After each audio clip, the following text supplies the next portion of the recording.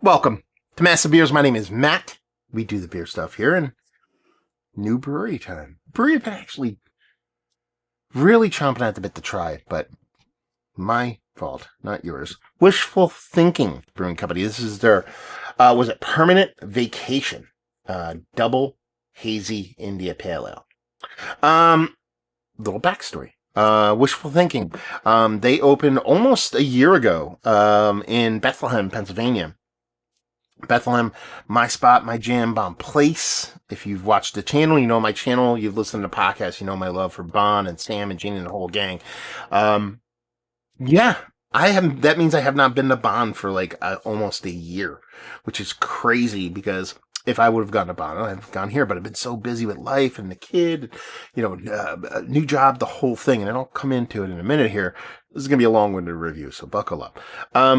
Knowing the Bon fam as I do, they bought a new spot a long time ago, the Bavarian Tavern in Bethlehem, and they're originally going to turn it into a production facility, maybe an additional tap room. But Sam pivoted and decided to turn it into a brewery space, but also a tap room that somebody could rent to. Here comes wishful thinking. Ex-brewer from, I think it was Stickman Brewing, ended up kind of moving in there, and I believe, correct me if I'm wrong, peoples, but they, Bon and Wishful Thinking kind of brew out of the same facility at that location now. I think all the brewing stuff at Bon now is like fodder, like funky, like buggy stuff. Again, I could be wrong. So it's kind of like a little bit of a collective kind of thing going on. Okay, but I haven't been down there. They don't sell, their stuff doesn't really come on the shelves or anything like that. But, and this is where fun facts come in, about a month ago, my amazing boss, he hates that I would call him that, my amazing boss Bill's retiring, and we're looking to fill his roles, like several roles with several people, because he was a dynamic dude. And we interviewed a gentleman by the name of Ken. He came in and and I was part of the interview process. And at the end, we said, "Oh, if you have any questions or anything," and he's like, "Do you have a YouTube channel?" So Ken was like, actually watched the channel before. I was like, "Yeah, that's me." Blah blah blah. I had a joke about it. Ended up hiring Ken. It's been his first week. Awesome dude. We were talking about wishful thinking. He decided to drop a can on me. So thank you very much, brother.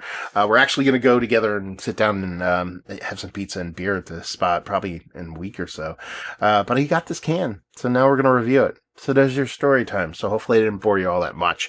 So we have here a double IPA. They do a ton of lagers. Like before they opened, they went to went and checked out Austria, where Czech to get a Luker set up and the whole nine. So just because I'm reviewing a hazy doesn't mean that's their jam. They make them, but they do a lot of lagers and drinkable beers. I say that as a positive, not as a negative. Hopefully it didn't come off that way. 8.2%. Let's see. Foam is good. So are farms. Craft malt certified beer. That's it. I mean, they don't even have a barcode on there. They have a QR code. If you want to scan that, believe it takes you right to their website. And their label, it's just a picture. Yeah. I sit here and say it's like, make me hot and bothered, label wise, but not bad.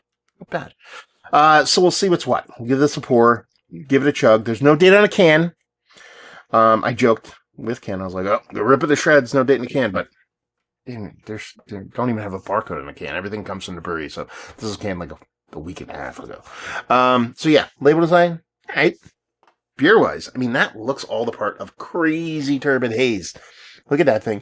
I say this in a positive. It almost has this like weird grayish alien skin kind of thing going on. I know that sounds like a horrible trait to attribute to a beer, but sometimes when you get to these butternut squash, turbid, crazy beers, I could put a spoon in this and it's going to stick straight up kind of thing.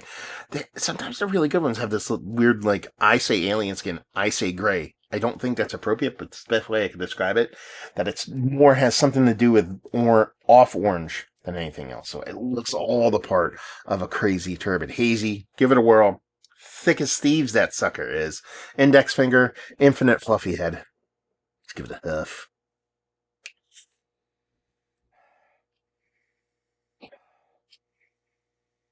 Hops. Hops. Hops and hops and hops. Yeah, you can just tell there's a crazy amount of hops in here. Almost like it doesn't smell like you're, huffing on a bag of hop pellets, but there's some Venn diagram where that aromatic kind of exists with this. And I'll tell you the other thing about it, and it could be tempered by the level of green hop particulate, those kind of things in this beer. I'm not getting this big precursor to a huge sweetness on this beer. I actually like that. Outside of that, I would steer probably more stone fruity on anything else when it comes to this beer, as far as at least aromatics go. Could definitely change in the taste. But a stone fruit vibe, not overly sweet, and just big green hop pellety, hoppity hops on this sucker. So I'm just diving in. Cheers, y'all.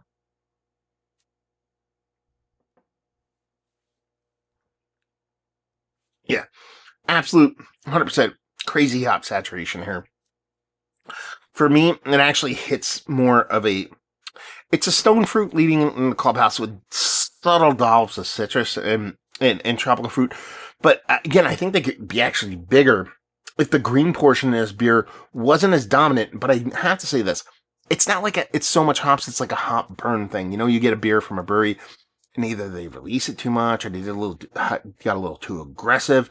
Then you get this big green portion of show, and then you get that hop burning. You're not getting any of that here. So that's kind of the cool trick it's pulling off, is this ultra saturation of hops thing without getting like super heavy handed, with that pellet, that green, that keefy kind of hop thing that can end up being hop burning. The mouthfeel, epically full. This is what the peeps with the peeps? Bethlehem, Pennsylvania. That's where they are. Home of the peeps, maybe. That's where, or I'm just old and use weird terms that no one uses anymore. Would call this turbid. It is dense. It is thick.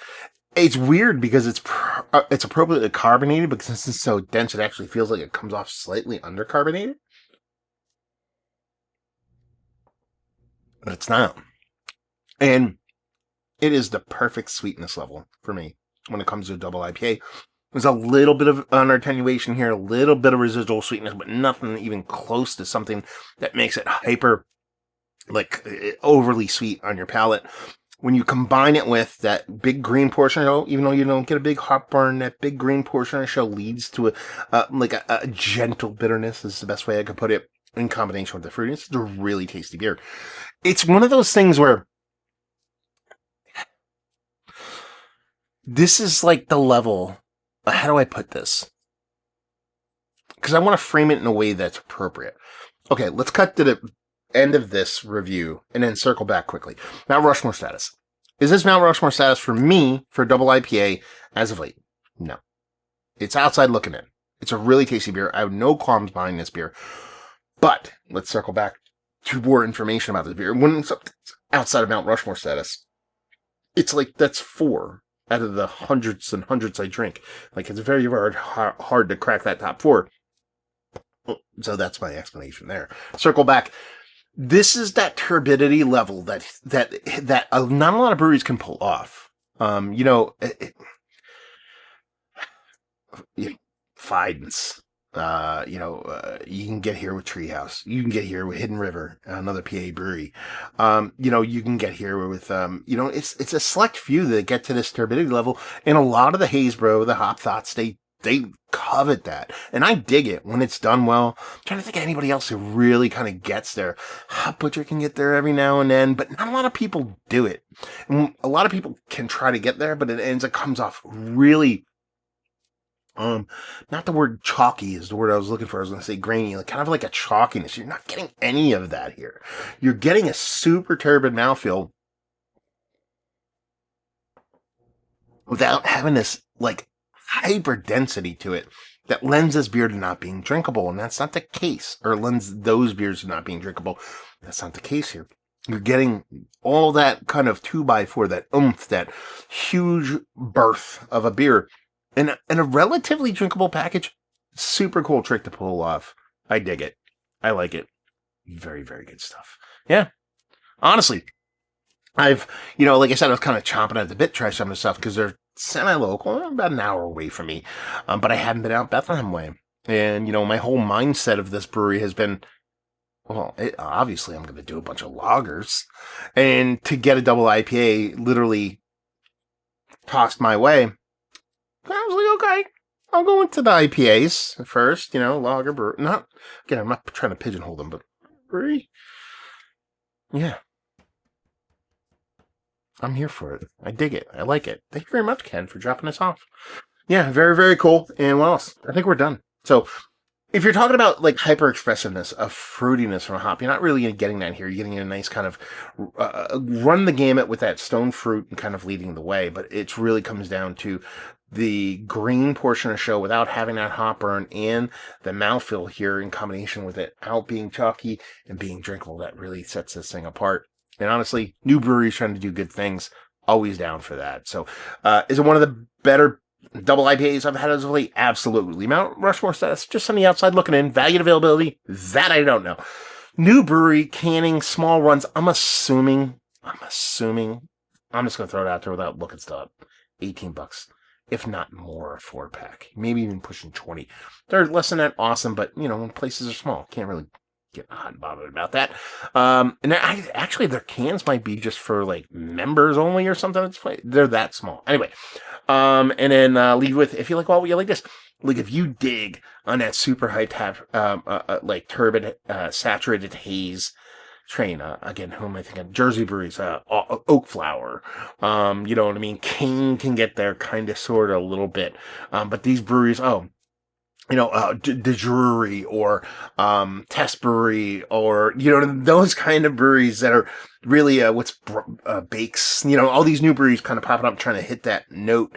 Fox Farm can get there, like just this rich, hyperdense turbidness. That's your jam. You will dig this. There you go. Reviewing about, hopefully you enjoyed. Massive Beers, if you want to check me out doing the social media stuff, Beer Massive, podcasting stuff, and yeah, wishful thinking. Have you been to the brewery? I haven't. I will. Give me less than 2 weeks from today. I'll be there. I've been to the brewery. Have you had their beers? What's your favorite beer? Have you had this beer? All that fun stuff down below. Hopefully you enjoyed the review. Hopefully you're enjoying a turbidity goodness right now. Hopefully see you next time. Cheers, y'all.